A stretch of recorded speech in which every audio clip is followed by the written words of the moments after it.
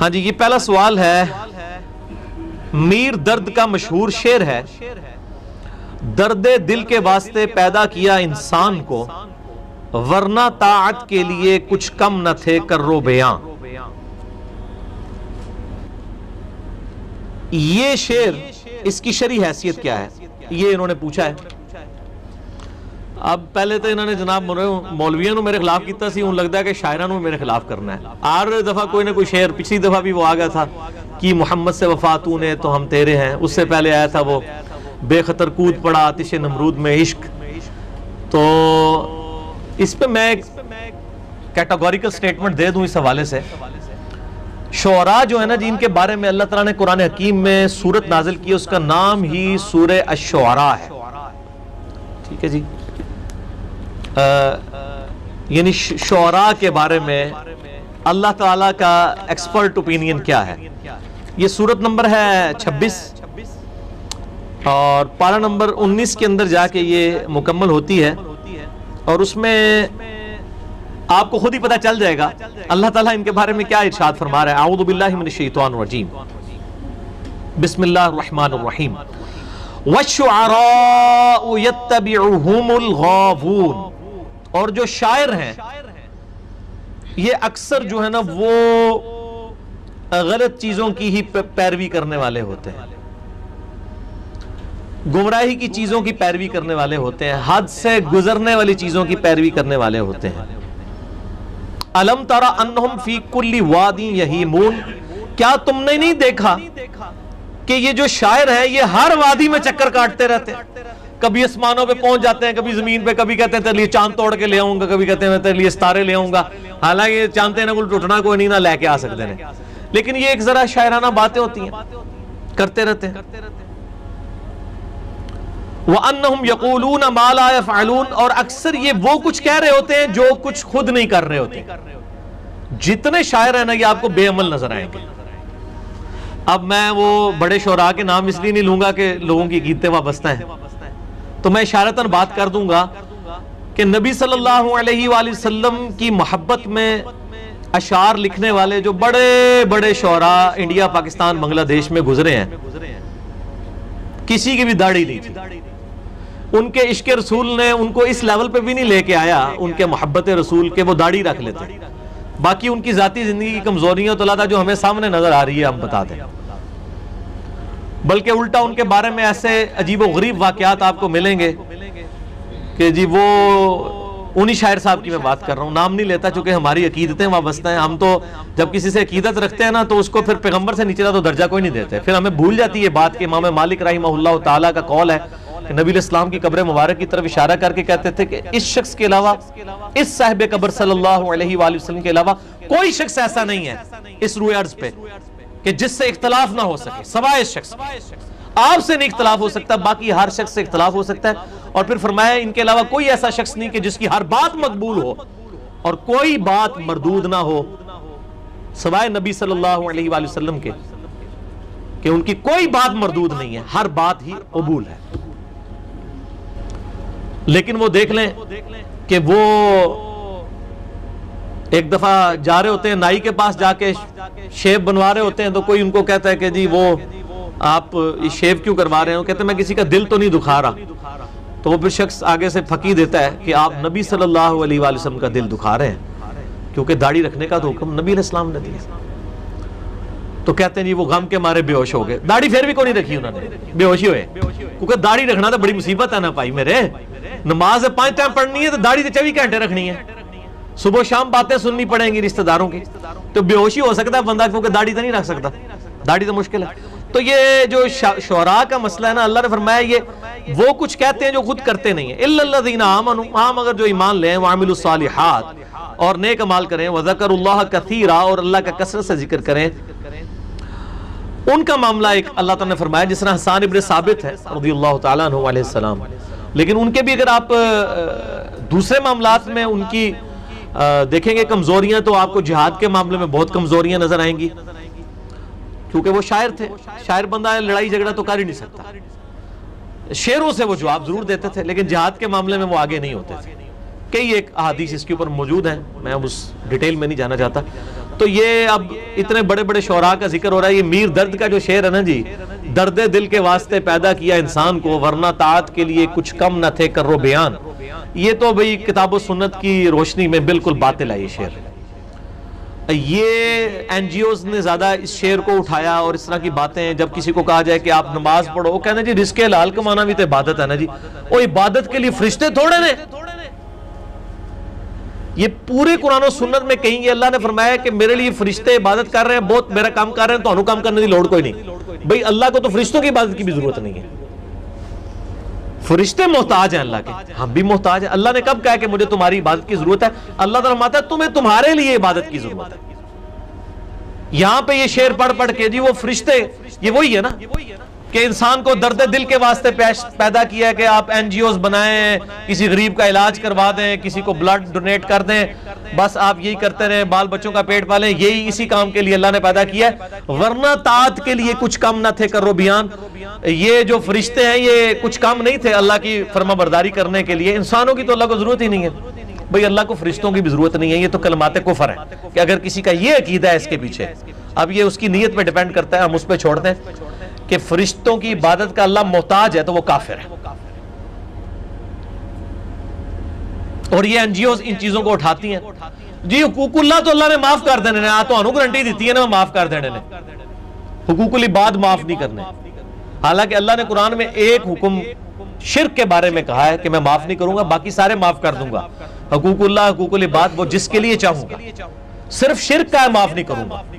حقوق العباد کا معاملہ بھی اللہ کی مرضی, چاہے وہ بندہ معاف کرے یا اللہ تعالیٰ اس بندے سے معاف کروائے اللہ تعالیٰ. لیکن حقوق اللہ کی وجہ سے حقوق العباد معاف نہیں ہوں گے, حقوق العباد کی وجہ سے حقوق اللہ معاف نہیں ہوں گے.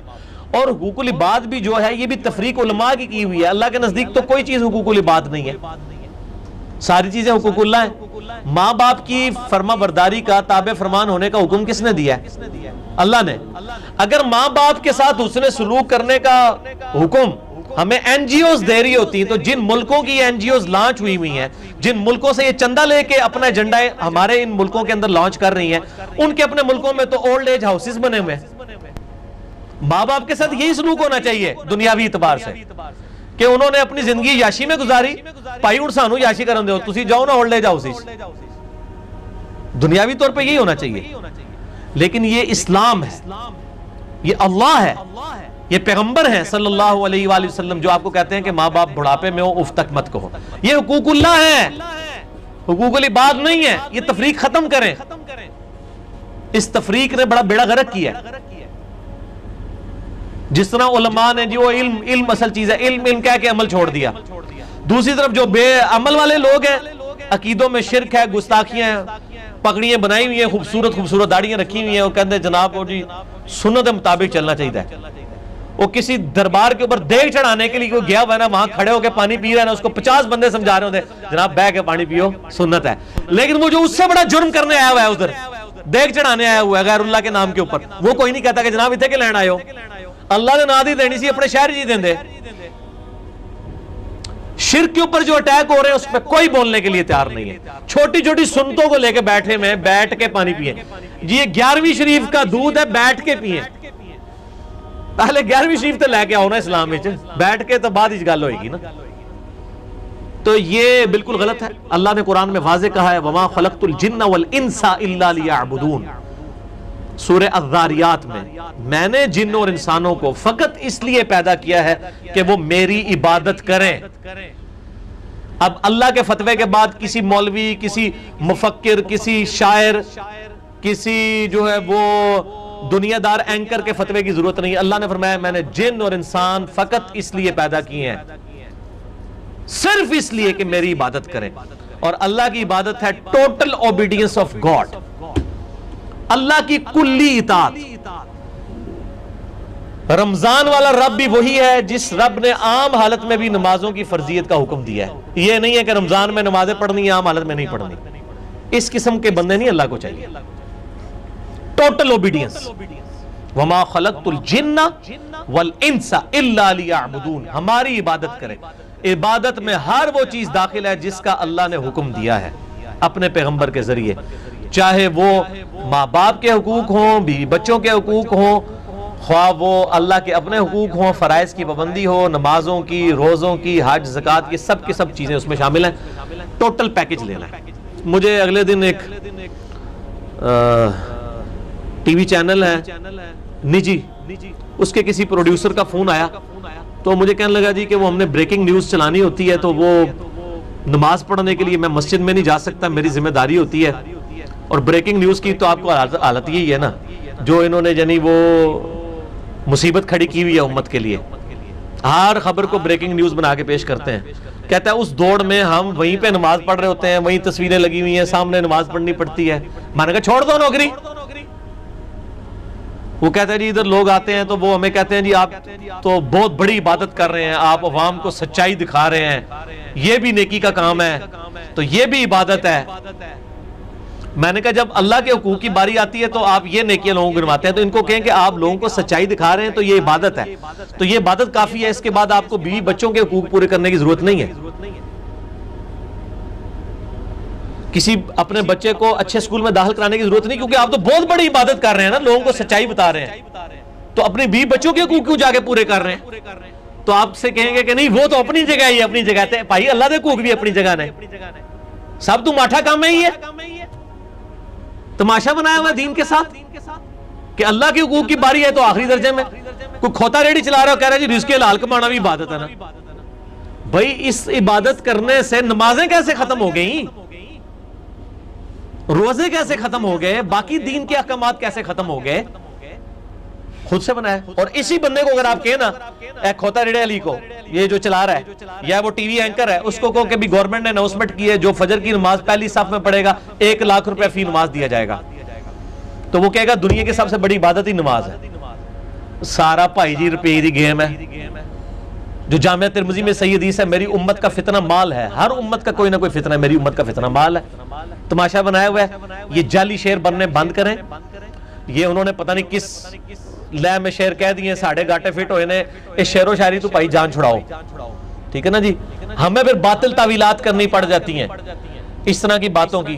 میں نے پچھلی بتایا تھا کہ جو شعر ہے یہ شاعر کی ایک اپنی خاص نیچر ہوتی ہے، وہ ایک محبت میں وہ ایک تڑپ کے اندر ایک بات کر دیتا ہے، اس کو لوگ دین سمجھ کے پیش کرتے ہیں. پھر جب ایسے شعراء کے ساتھ آپ کی عقیدت بھی وابستہ ہو جائے، پھر آپ کو حکومتی لیول پہ آپ ان کو پروموٹ بھی کرنا شروع کر دیں، آپ رحمت اللہ علیہ بھی شروع کر دیں، پھر ان کے ساتھ اختلاف رائے جو ہے وہ گویا کہ آپ سمجھیں کہ اللہ کے ساتھ اختلاف رائے شمار کیا جاتا ہے.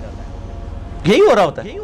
حالانکہ یہ جتنے بھی اس قسم کے شعر ہیں بڑے سوچ سمجھ کے بولنے چاہیے اور بڑا اس معاملے میں غور و تفکر سے کام لینا چاہیے کہ یہ کس کانٹیکسٹ میں، اور لوگوں کی مت نہیں مارنی چاہیے.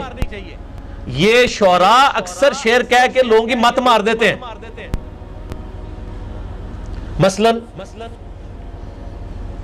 ایک کسی لے میں ڈاکٹر اقبال نے شعر کہہ دیا، وہ آج بھی ابراہیم سا ایماں پیدا تو آگ کر سکتی ہے انداز گلستان پیدا. تو اس کو لے کے ساری قوم چل رہی ہے اور وہ پھر لوگ چیلنج ایک دوسرے کو موبائل لے کے کر رہے ہیں، آؤ جی میرا مناظرہ کر کے میرا فرقہ صحیح ہے، دو آگے چھال مارنے جڑا بچ گیا ٹھیک ہے. میں کہنا اللہ دے فضل نال دو سڑو گے. تسی امام کعبہ نو بھی لے آؤ یا کسی گدی نشین نو کسی دربار دے لے آؤ، دو سڑو گے اللہ دے فضل نال. میں تو لکھ کے دینا، نہ سڑے تو میں تہاڈا فرقہ قبول کر لاں گا، بچو گے ہی نہیں. جعلی اگاں جڑی ٹی ویاں تے جھوٹ مچایا ہے چلا رہے ہو، اسی جلا کے دینے آگ. اس طرح ہوگا میرے بھائی. وہ صحابہ کرام کو کڑاہوں میں جلایا گیا. اس امت میں اگر ابراہیم علیہ السلام کی طرح کا ایمان کسی کا ہو سکتا تو وہ صحابہ کا ہی ہو سکتا تھا نا. ان کے لیے تو آگ کوئی نہیں گلزار ہوئی ہے. تو یہ شعر اس طرح ہے کہ چونکہ آج نہیں ہو سکتا ابراہیم سا ایمان پیدا، لہذا آگ نہیں کر سکتی انداز گلستان پیدا. یہ شعر ہونا چاہیے. اور لوگوں کو یہ شعر پڑھا کے وہ جناب اتنی مصیبت ڈالی ہے، لوگ کہتے ہیں جناب بس وہ جی اللہ نے دنیا کو اسباب کے ساتھ جوڑا. یہ ایک ہی واقعہ ہوا ہے میرے بھائی، یہ دوبارہ بار بار واقعات نہیں ہونے ہیں. نہ نبی علیہ السلام نے کہیں کہا ہے وہ ابرا کے لشکر کو ایک دفعہ تباہ کیا گیا ہے، اس کے بعد خانہ کعبے کی اینٹ سے اینٹ بجائی گئی ہے. یزید کے دور میں بھی صحیح مسلم اٹھا کے دیکھ لیں، کتاب الحج چیپٹر میں خانہ کعبہ شریف کا غلاف شہید ہو گیا، دیوار اس کی گر گئی، حجاج ابن یوسف نے منجنیق سے پتھر برسائے، تو کعبے کی تو کوئی حفاظت نہیں ہوئی ہے. بخاری میں حدیث ہے قرب قیامت میں ایک کالا حبشی پتلی ٹانگوں والا کعبے کی اینٹ سے اینٹ بجا دے گا. آپ کو کہ جی کعبے کی ذمہ داری اللہ نے لی ہے، کوئی ذمہ داری نہیں لی ہوئی ہے، کہیں نہیں لکھا ہوا یہ. نہ یہ کہیں پہ لکھا ہوا ہے کہ کوئی بندہ جو ہے وہ کلمہ پڑھ کے تو آگ میں چھلانگ مار دے گا تو بچ جائے گا، یا کوئی بسم اللہ پڑھ کے تو وہ زہر پی لے گا تو وہ بچ جائے گا. Not at all. وہ ان چیزوں کے اوپر تو عیسائی مناظرے آ رہے ہیں مسلمانوں سے. ڈاکٹر ذاکر نائک کا جو مناظرہ ہوا تھا ولیم کیمبل کے ساتھ، اس میں ایک مسلمان نے ولیم کیمبل کو کوسچن پٹ کیا تھا کہ آپ کی انجیل میں لکھا ہے کہ جو عیسیٰ علیہ السلام کے نام کے اوپر اگر زہر قاتل بھی پی لے تو اس پہ زہر اثر نہیں کرے گا. اس نے زہر کی بوتل اٹھائی تھی، اس نے کہا کہ ولیم کیمبل تو پی، اور جو بچ گیا تو میں عیسائیت قبول کر لوں گا. میں کہتا ہوں جی ویٹیکن سٹی کا پاپ بھی پیے تو وہ نہیں بچے گا، اور نہ اللہ رسول کے نام کے اوپر امام کعبہ زہر پیے تو وہ بچے گا. حضرت عمر نے اللہ رسول کا نام نہیں لیا ہوا تھا؟ بخاری میں نہیں آتا ان کو زہر آلود خنجر مارا گیا تو شہید ہو گئے نا، بچ گئے. اور وہ تو اللہ کا نام لے رہے تھے، سورہ فاتحہ پڑھ رہے تھے، ایاک نعبد و ایاک نستعین، پھر بھی خنجر نے اپنا کام کر دیا. وہ آج بھی ابراہیم سا ایمان پیدا تو آگ کر سکتی ہے اندازے گلستان پیدا، تو ابراہیم سا ایمان تو تھا نا حضرت عمر فاروق رضی اللہ تعالیٰ عنہ میں. یہ میں آپ کو بتاؤں شعر و شاعری نے اس امت کو بڑی دوسری ڈگر کے اوپر چلا دیا ہے، اور لوگ پتہ نہیں کہاں سے کہاں چل پڑے ہیں. خدا کا نام ہے، کتاب و سنت کو دیکھیں، دلائل کیا ہیں. یہ شعر و شاعری جو ہے نا ان کو شعروں تک رہنا دیں، آپ گرمانے کے لیے کریں، اور یہ شعر پڑھنے کے بعد کہیں کہ یہ تھریٹیکل تھا. اصل میں شعر یہ ہے، آج بھی نہیں ہو سکتا ابراہیم سا ایمان پیدا، آج بھی نہیں کر سکتی آگ اندازے گلستان پیدا. یہ شعر ہے، یہ نہیں ہو سکتا، امپاسبل. ٹھیک ہوگا جی. اے آندہ منو کو شعر والا سوال بھیجا کرے، میرے خیال میں آج میں جنی کو کر دیتی ہے نا کافی ہے.